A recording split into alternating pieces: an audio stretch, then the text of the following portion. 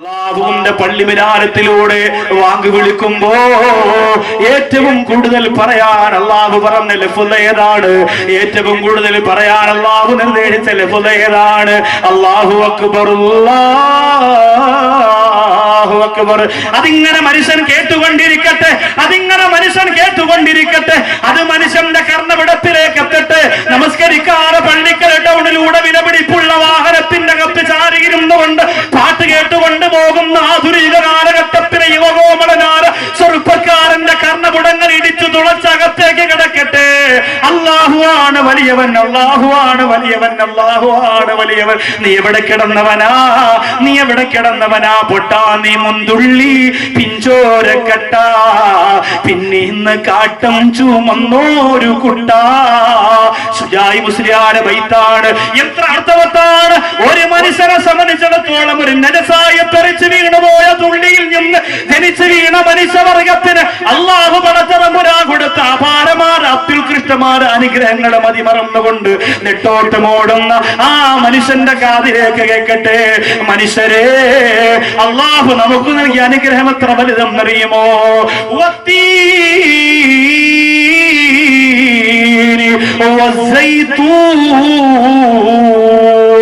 وطور سينين وهذا البلد الأمين لقد خلقنا الإنسان في أحسن تقويم.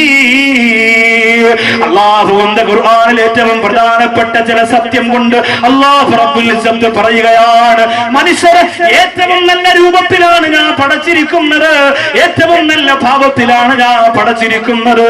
അല്ലാഹുവേ, അല്ലാഹുവേ, ആ മനുഷ്യവർഗം നിന്നെ മറന്നു പോകുന്നല്ലോ അല്ലാ, ആ മനുഷ്യൻ നിന്നെ മറന്നു പോകുന്നല്ലോ അല്ലാ. എന്റെ പ്രിയപ്പെട്ടവരെ, മറക്കല്ലേ, മറക്കല്ലേ. മക്കളെ അല്ലാഹുവിനെ കുറിച്ച് പഠിപ്പിച്ചോ, ലോകത്ത് അല്ലാഹുവിന്റെ വലിപ്പത്തെ തിരിച്ചറിഞ്ഞോ. ഞാൻ സങ്കടം വന്നു പോയത്, നാഗൂർ യാത്ര കഴിഞ്ഞ് സിയാറത്ത് കഴിഞ്ഞ് രാമനാട്ടുകര എന്ന് പറയുന്ന സ്ഥലത്തൂടെ വരുമ്പോ, രാമേശ്വരം എന്ന് പറയുന്ന സ്ഥലത്തൂടെ വരുമ്പോ, ആദം നബി അലൈഹിസ്സലാത്തു വസ്സലാമിന്റെ ഹാബീൽ എന്ന് പറയുന്ന ഒരു പൊന്നുമോനെ ഉസ്താദുമാര് 90% പണ്ഡിതന്മാര് ഏകാഭിപ്രായത്തിൽ പറഞ്ഞ് രാമേശ്വരത്താണ് അടക്കിയിരിക്കുന്നത്. ഹാബീലിന്റെ ഖബറൊന്ന് കാണാൻ വേണ്ടി രാമേശ്വരം എന്ന് പറയുന്ന രാജ്യത്തിലൂടെ യാത്ര ചെയ്യുമ്പോ മനോഹരമായ സ്ഥലമാണ്. അതേ കടലിന്റെ മുകൾ ഭാഗത്തിലൂടെ മനോഹരമായ കിലോമീറ്ററുകളോളമുള്ള പാലമുണ്ട്. ബഹ്റൈനിൽ നിന്ന് സൗദി അറേബ്യയിലേക്ക് മുറിച്ചു കടക്കാനുള്ള പാലം പോലെ. അൽഹംദുലില്ലാഹ്, ആ പാലത്തിന് മുഴുവനും APJ അബ്ദുൽ കലാമിന്റെ ഫോട്ടോകളാണ്.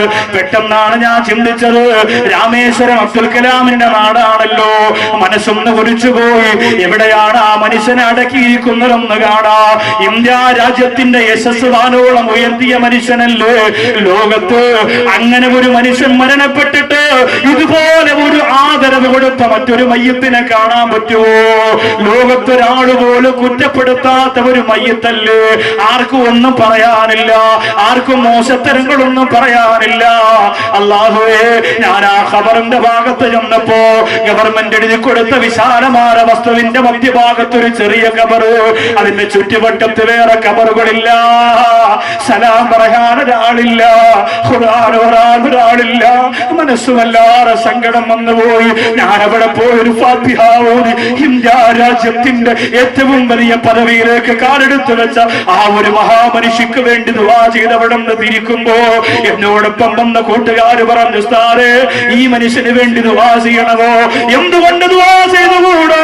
എന്തുകൊണ്ട് ദുആ ചെയ്തുകൂടോ? പ്രിയപ്പെട്ടവരെ, അല്ലാഹു പുറത്തു കൊടുക്കുന്നെങ്കിലോ, അല്ലാഹു എല്ലാ പ്രവർത്തനങ്ങളും സ്വാലിഹായ അമലായി സ്വീകരിക്കുന്നെങ്കിലോ, നമ്മുടെ രാജ്യത്തിന്റെ നന്മക്ക് വേണ്ടി നിലകൊണ്ട വ്യക്തിയല്ലേ.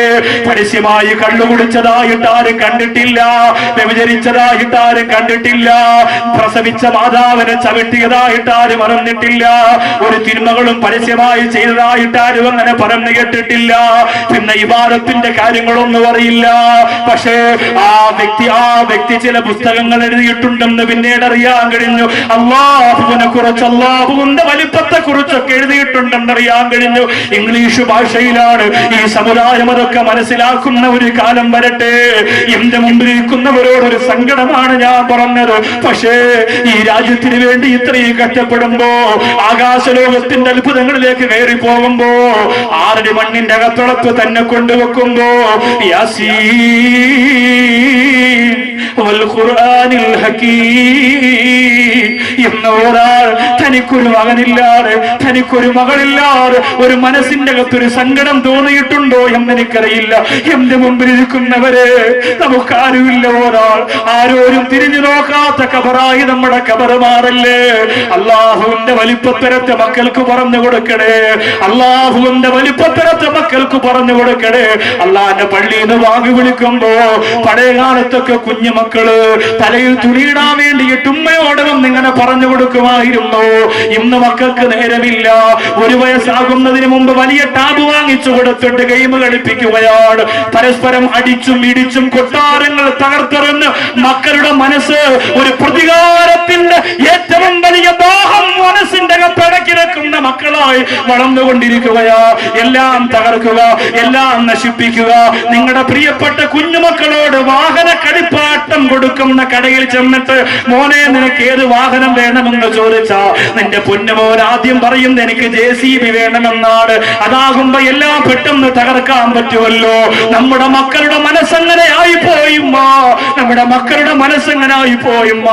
ഉമ്മ മരിച്ചാ കരയാത്ത കുട്ടി, വാപ്പ മരിച്ചാ കരയാത്ത കുട്ടി കളിപ്പാട്ടം പൊട്ടുമ്പോ പൊട്ടി പൊട്ടി കരയുകയാണ്.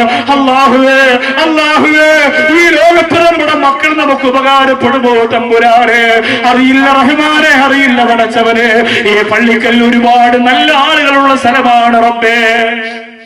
ഒരുപാട് സ്വാലിഹീങ്ങളുള്ള സ്ഥലവാ, ഒരുപാട് മുസ്ലിങ്ങളുള്ള സ്ഥലവാ, ഒരുപാട് മുസ്ലിം യുക്തമാരും ഒക്കെ നിറഞ്ഞു കവിഞ്ഞ് ജീവിക്കുന്ന സ്ഥലവാ. അല്ലാഹുവേ, ഇസ്സത്ത് നിലനിർത്തണേ അല്ലാ, ഇസ്സത്ത് നിലനിർത്തണേ അല്ലാ,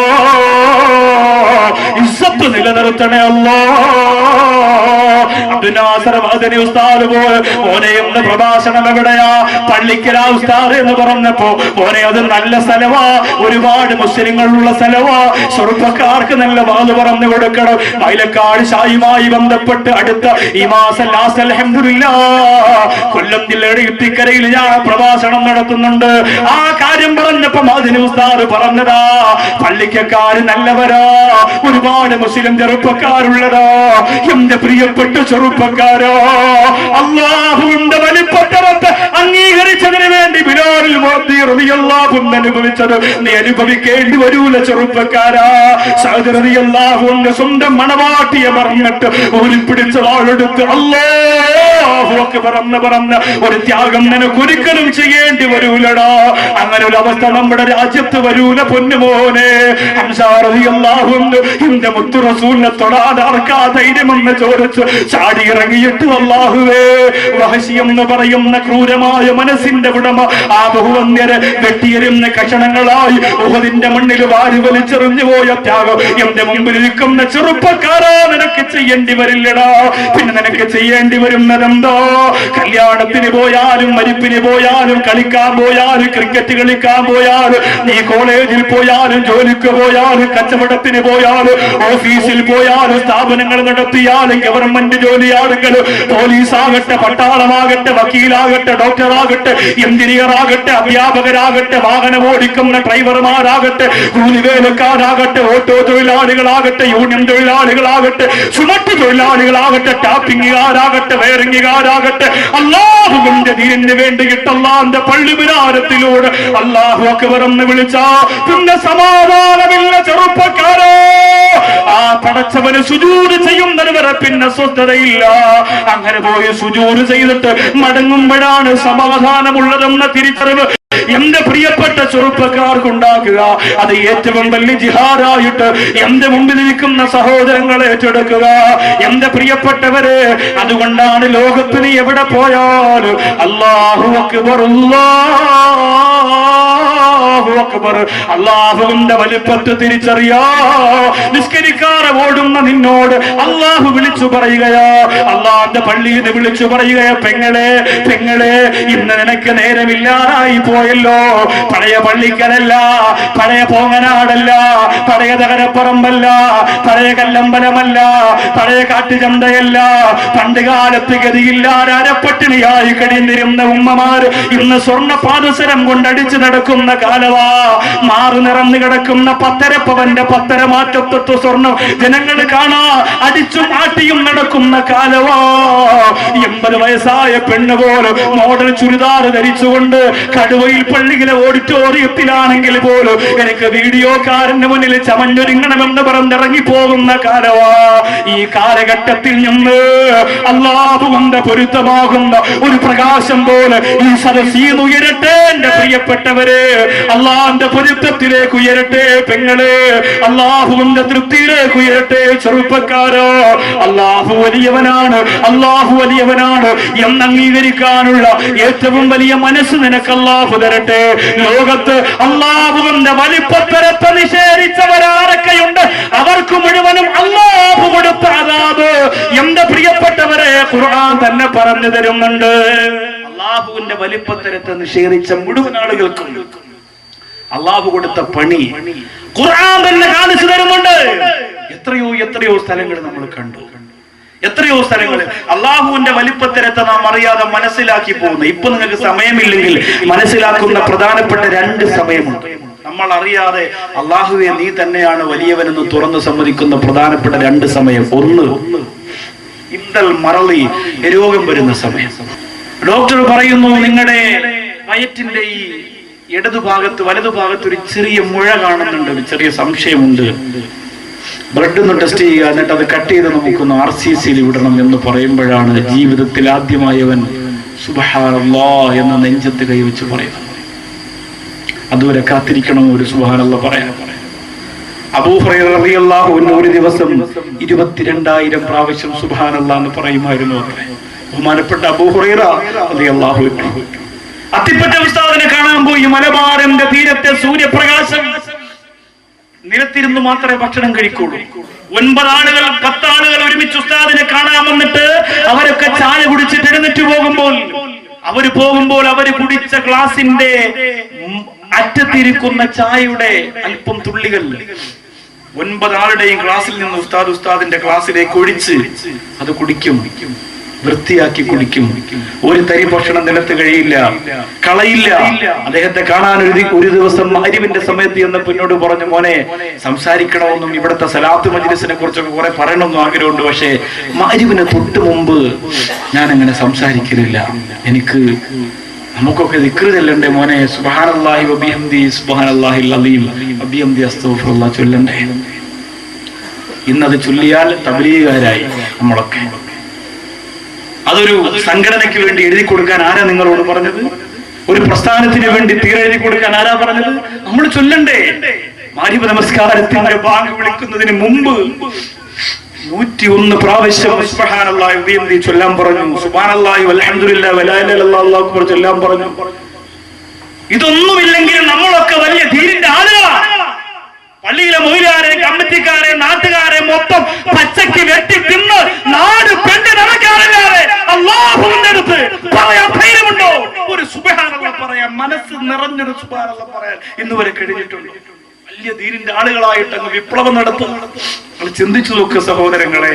അല്ലാഹു തന്ന ഈ നാവും അല്ലാഹു തന്ന ഖൽബും ഒക്കെ രോഗം കാരണം അറിയാതെ 24 മണിക്കൂർ ദിക്ർ ചൊല്ലി പോകുന്ന ഒരു സമയം വരും. അല്ലാഹു റബ്ബുൽ ഇസ്സത്ത് നമ്മെ കാത്തിരക്ഷിക്കട്ടെ. ഇവിടെ പറഞ്ഞല്ലോ, ഇന്ന് വിളിച്ചു പറഞ്ഞതാ മൂതലയിൽ നിന്നാണ് ഉസ്താദെ വിളിക്കുന്നത്. സ്ഥലത്താറായോ?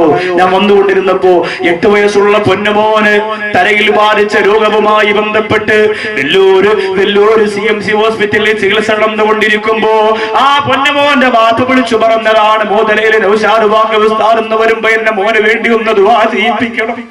അല്ലാഹുവേ, ആ ചികിത്സ നടന്നുകൊണ്ടിരിക്കുന്ന ആ പൊന്നുമോനെ 8 വയസ്സേ ആയിട്ടുള്ളെങ്കിലും 10ഉം 18 വയസ്സായ ആളുകൾ സംസാരിക്കുന്ന പോലെയുള്ള ശബ്ദമായ ശബ്ദം മാറി ചികിത്സയുമായി ബന്ധപ്പെട്ട് മരുന്നുമായി ബന്ധപ്പെട്ട് ഒരുപാട് പ്രശ്നങ്ങളാണ്.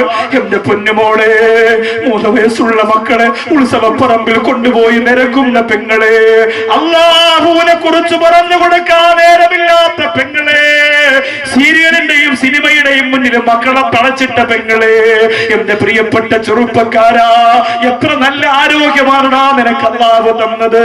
നീ ഒന്ന് നോക്കിയേ, നിന്റെ മുഖത്തിന് എത്ര ഭംഗിയാ, നീ ഒന്ന് നോക്കിയേ, നിന്റെ ശരീരത്തിന് എത്ര ആരോഗ്യമാ. പക്ഷെ അതെല്ലാ കള്ളിനും കഞ്ചാവിനും ലഹരിക്കും പെണ്ണിനും സുഖത്തിനും വേണ്ടി പേരെഴുതി കൊടുത്ത ചെറുപ്പക്കാരാ, ഒരു ഞരമ്പിനൊരു ചെറിയ തകരാറ് വന്നാ മതിയല്ലോ. ഇവിടുത്തെ സംഘാടകർ പറഞ്ഞു മാനസിക രോഗികൾ ഇവിടെ കൂടുകയാണ് ഉസ്താദേ, ദ്വാരക്കണം. ഇങ്ങനെ കൂടാതിരിക്കും. തലമുഴിച്ച് ഭൗതികമായ ലോകത്തിന്റെ അതിപ്രസരത്തെ ഇടിച്ചേരി വെക്കുമ്പോ അല്ലാഹുവിനെ കുറിച്ച് പറയാൻ നേരമില്ലല്ലോ. അലാ ബിദിക്രില്ലാഹി തത്മഇന്നുൽ ഖുലൂബ്.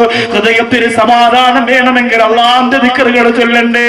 നേരമില്ലാത്ത പെങ്ങളെ, സമയമില്ലാത്ത ചെറുപ്പക്കാരാ, രോഗം അല്ലാഹു തരുമ്പോ അറിയാതെ ചൊല്ലിപ്പോകുമല്ലോ. രോഗം അല്ലാഹു തരുമ്പോ അറിയാതെ ചൊല്ലിപ്പോകുമല്ലോ. ഏർവാടിയിൽ സിയാറത്തിന് പോയപ്പോ കണ്ടതാണ്. 18 വയസ്സുള്ള ഒരു പ്രിയപ്പെട്ട ചെറുപ്പക്കാരനാണ്. പാതിരാത്രിയാണ് ഞാൻ അവിടെ എത്തിയത്.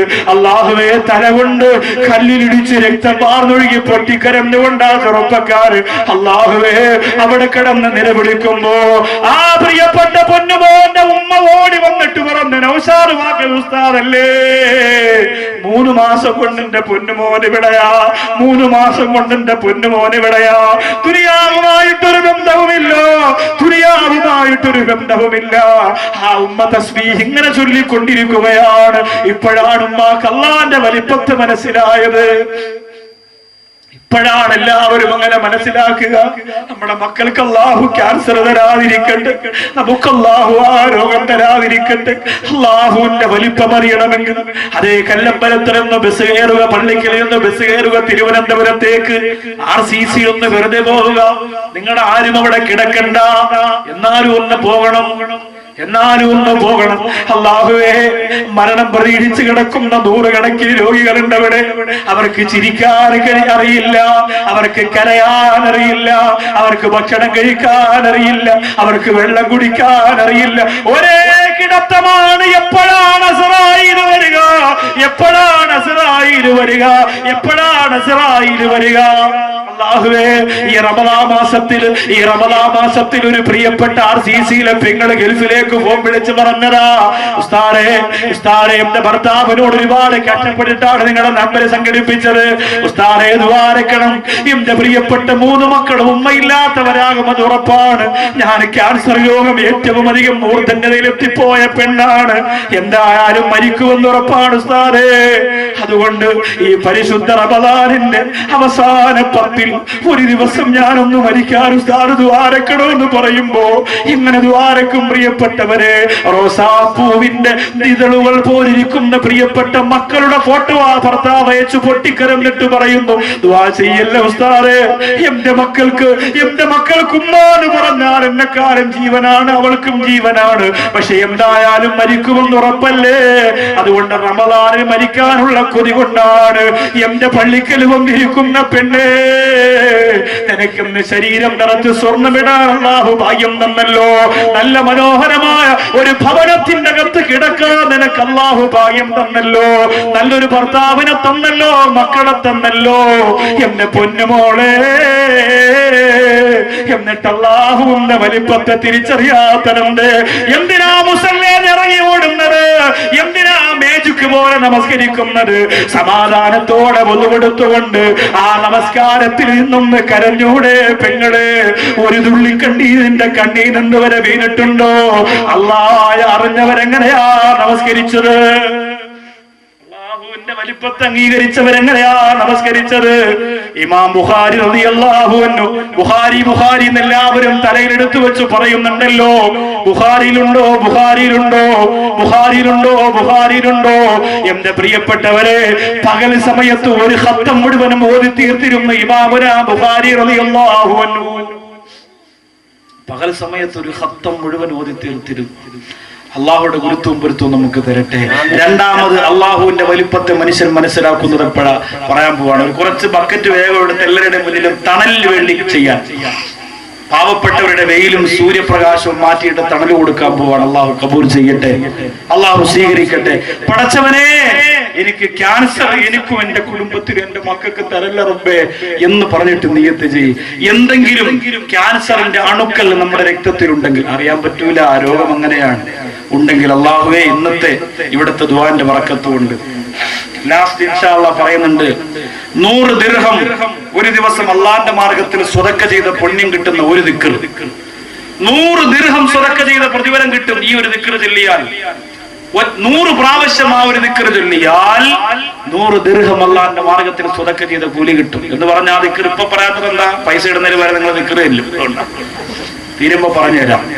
കൻസുമിൻ കുനൂസിൽ ജന്ന, നബിതങ്ങൾ പറഞ്ഞു, സ്വർഗത്തിലെ ഏറ്റവും വലിയൊരു നിധിയെ നിനക്ക് പറഞ്ഞു തരട്ടെ. ഒരു ദിക്റായിരുന്നു അത്.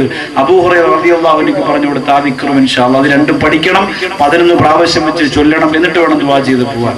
അല്ലാഹു തആല സ്വീകരിക്കട്ടെ. എല്ലാ പ്രിയപ്പെട്ട എങ്ങോട്ടുണ്ടാവാകട്ടെ, തൊപ്പിയുണ്ടപ്പോ പലതും കയറിയ ബിസ്മില്ലാഹിർ റഹ്മാനിർ റഹീം. അല്ലാഹു സ്വീകരിക്കട്ടെ. എല്ലാ സഹോദരങ്ങളും നമ്മളെ കൊണ്ട് പറ്റുന്നത് ചെയ്താൽ മതി, നിങ്ങളെ കൊണ്ട് കഴിയുന്നത്. അല്ലാതെ ഇവിടെ വലിയ വിപ്ലവ പിരിവ് നടത്തി കോടികൾ ഉണ്ടാക്കാനൊന്നുമല്ല. നിങ്ങളെ കൊണ്ട് പറ്റുന്നത് ചെയ്തു കൊടുക്കുക. അത് നിർത്താൻ നേരത്ത് നിങ്ങളെ എല്ലാവരോടും ഇൻഷാ അല്ലാഹ് ചെറിയ രീതിയിൽ ഒരു സ്വതക്ക ചോദിക്കും. ഒരു പെൺകുട്ടിയെ നിക്കാഹ് കഴിപ്പിച്ചു വിടാൻ വേണ്ടിയിട്ട് അവര് പറഞ്ഞു, ഉസ്താദേ 1, 2, 3 ആവട്ടെ. ഞാൻ പറഞ്ഞു, അങ്ങനല്ല, അതിന്റെ സമയത്ത് അങ്ങനെ കളയാനൊന്നും പറ്റില്ല. കുറച്ച് സമയം ചോദിക്കും, താല്പര്യമുള്ളവർ മാത്രം. കുറെ ആൾക്കാർക്ക് പോകണമെന്ന് തോന്നും, അവർക്കൊക്കെ പോവാം. ആരെയും പിടിച്ചിരുത്തി നിർബന്ധിച്ച് അങ്ങനെ ഇരുത്തിയിട്ടൊന്നും കാര്യമില്ല. ചില ആളുകൾക്ക് ഇപ്പൊ തന്നെ പോകണമെന്ന് തോന്നും, ചിലപ്പോൾ കുറച്ച് കഴിയട്ടെ, കുറച്ചുകൂടെ കേട്ടാ ദിക്റൂടെ അറിഞ്ഞിട്ട് പോവാന്ന് വിചാരിക്കുന്നവരുണ്ടാവും. എന്തായാലും സന്തോഷമുള്ളൂ, എനിക്ക് ആ വിഷയത്തിൽ സങ്കടമില്ല. കാരണം നഷ്ടം നിങ്ങൾക്കാണ്, എനിക്കില്ലല്ലോ. നഷ്ടം നിങ്ങൾക്കാണ്. ഒരു ദുആയിന് ഒരു ആമീൻ പറഞ്ഞു പോയാൽ വലിയ റാഹത്താവും. അൽഹംദുലില്ലാ, അത്രയും മജ്‌ലിസ് അല്ലാഹു നമുക്ക് തന്നില്ലേ. കുറച്ചുകൂടി സൗകര്യമുള്ള ഒരു സ്ഥലമാണ് ഞാൻ പ്രതീക്ഷിച്ചത്. എന്ന് പറഞ്ഞാൽ, ഞാൻ പ്രസംഗിക്കാൻ വരണമെങ്കിൽ വലിയ മൈതാനം വേണം, 1000 ഫ്ലക്സ് വേണം, മൈക്ക് സെറ്റ് അങ്ങനെ വേണം, തൂങ്ങി ആടുന്ന സെറ്റ് വേണം, തൂങ്ങി കിടക്കുന്ന മൈക്ക് വേണം, അങ്ങനൊന്നും പറയൂല. ഞാൻ അങ്ങനെ പറഞ്ഞത്, ആളുകൾ വരുമ്പോ ഇങ്ങനെ ഇരിക്കാൻ കുറച്ചുകൂടെ സൗകര്യം ഉണ്ടെങ്കിൽ ഈ നിൽക്കുന്നവർക്ക് കൂടി സന്തോഷത്തോടെ ഇരുന്ന് കേൾക്കാൻ പറ്റുമായിരുന്നു. അപ്പൊ കുറച്ചുകൂടി അവർക്ക് എഫക്ട് ചെയ്യും വേണം. അതുകൊണ്ടാണ്, അല്ലാതെ എന്റെ നിബന്ധനയല്ല. അല്ലാഹു തആല നമുക്ക് നല്ല കാര്യങ്ങൾ പറയാനും മനസ്സിലാക്കാനും ഒക്കെ അല്ലാഹു തൗഫീഖ് തരട്ടെ. അള്ളാഹുവിന്റെ വലിപ്പത്തരത്തെ മനസ്സിലാക്കാൻ നമുക്ക് എന്തുകൊണ്ട് കഴിയുന്നില്ല? വളരെ ഗൗരവത്തോടെ ചിന്തിക്കണം. ഇപ്പോ വിശ്വാസിയെ സംബന്ധിച്ചിടത്തോളം ഗസാലി ഇമാം റളിയല്ലാഹു അൻഹു പറയുന്നു, ലോകത്ത് ഒരു മതിലിന്റെ അപ്പുറത്തിരുന്നു കൊണ്ടൊരു കുട്ടി ഒരു പന്തെടുത്തെറിഞ്ഞാൽ ഇപ്പുറത്ത് നിൽക്കുന്ന 2 വയസ്സുള്ള കുഞ്ഞു പോലും ചിന്തിക്കും, അല്ലാഹുവേ, ഈ പന്ത് അവിടെ നിന്ന് ഇങ്ങോട്ട് വരണമെങ്കിൽ ഒരാൾ അവിടെ ഉണ്ടാവുമല്ലോ, ആ ആള് ആരാണ് എന്ന് 2 വയസ്സുള്ള കുഞ്ഞു പോലും അന്വേഷിക്കും എന്ന് ഗസാലി ഇമാം പറയുന്നു. എന്നിട്ട് ഗസാലി ഇമാം റളിയല്ലാഹു അൻഹു ചിന്തിക്കുന്നത് എന്താണ്? ഈ ആകാശത്തെയും ഈ ഭൂമിയെയും ഈ പ്രപഞ്ചത്തെയും ഒക്കെ സൃഷ്ടിച്ച അള്ളാഹുവിനെ കുറിച്ച് എന്തുകൊണ്ട് മനുഷ്യൻ ചിന്തിക്കുന്നില്ല എന്നാണ്.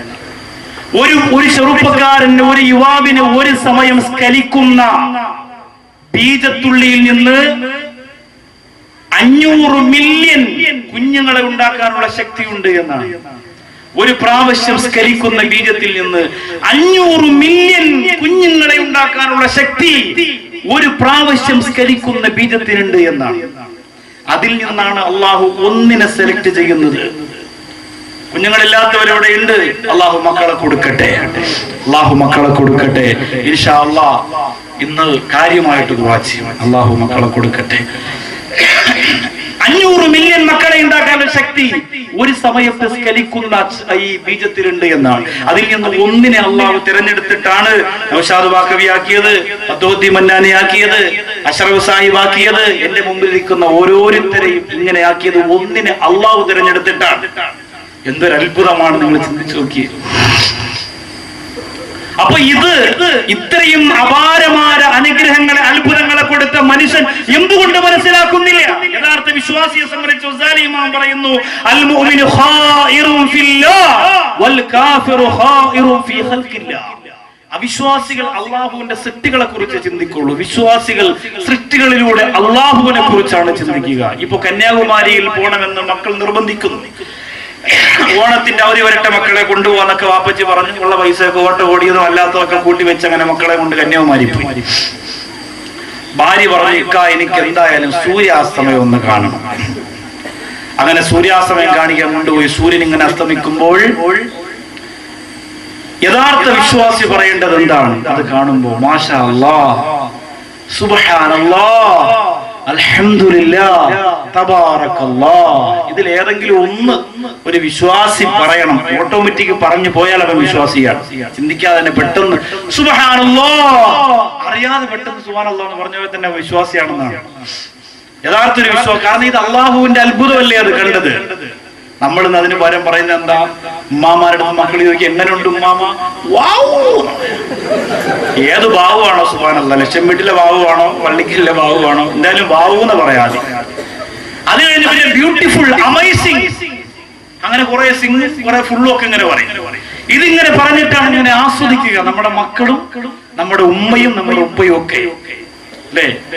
ഇംഗ്ലീഷ് ഭാഷ നല്ലതാണ്, അത് പഠിക്കണം. അത് പഠിക്കണ്ടെന്നല്ല ഞാൻ പറഞ്ഞത്, ഇംഗ്ലീഷ് ഭാഷയൊക്കെ നിങ്ങൾക്ക് പഠിക്കാം. പക്ഷെ അത് അള്ളാഹുവിന്റെ അത്ഭുതത്തെ തിരിച്ചറിയുന്നതിന് തടസ്സമാകരുത്. ഇംഗ്ലീഷ് ഭാഷ പഠിക്കാത്തതിന്റെ വിഷമം ഞാൻ ശരിക്കും അനുഭവിച്ചത്. ഇപ്പൊ പഠിച്ചു തുടങ്ങിയിട്ടുണ്ട്.